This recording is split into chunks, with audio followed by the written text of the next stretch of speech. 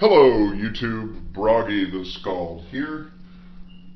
I want to follow up on my last video where I shared something incredibly personal. For those of you who have not seen that video, I would highly recommend you go and revisit the video or go and watch the video, because I'm not going to explain what happened. That's that. Okay, but I want to explain my position on, well, sexual assault and rape. I personally think, now this is my personal opinion, that the laws governing sexual assault and rape are actually sufficient. My main concern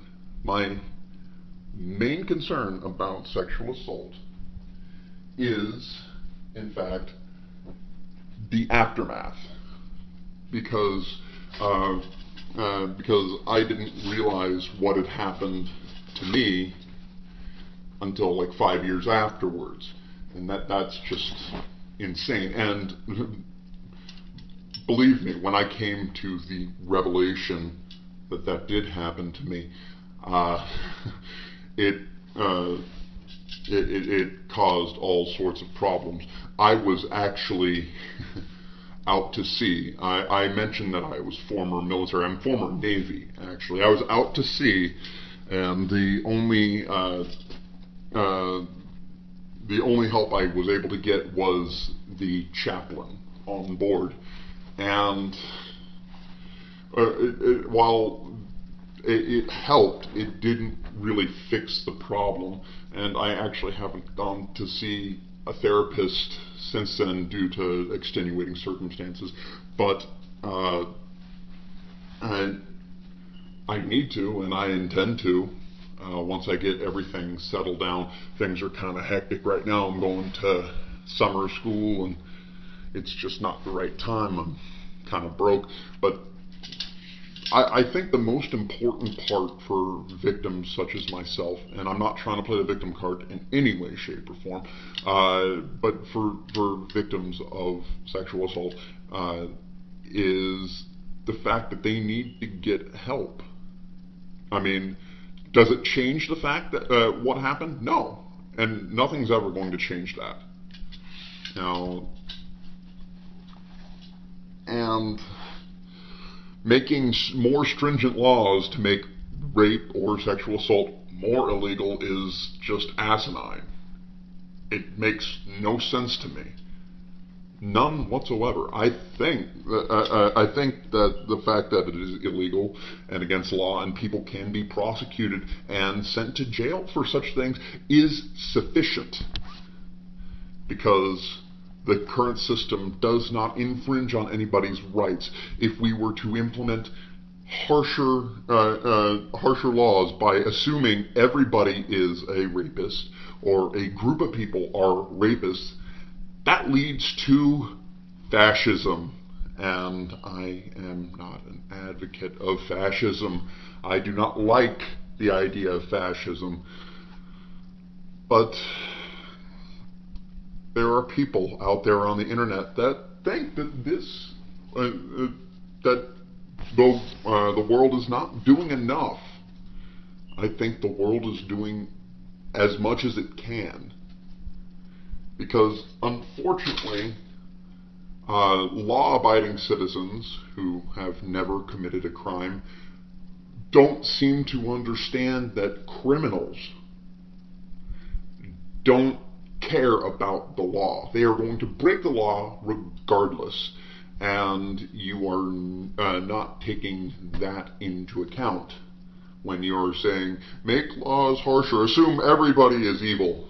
No, don't assume everybody is evil, because there are plenty of good people out there, and if you pigeonhole them into one group or another group, it doesn't accomplish anything. In fact, it makes things a lot worse. But being being where I am in my life, I am comfortable enough to talk about this sort of thing. I'm not comfortable to show my face, or comfortable enough to show my face, but this sort of subject does need to be discussed, and in a calm, collected manner. I see a lot of people on the internet getting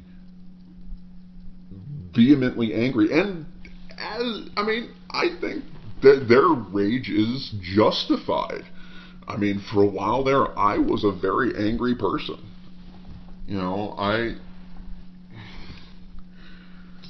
But at the same time,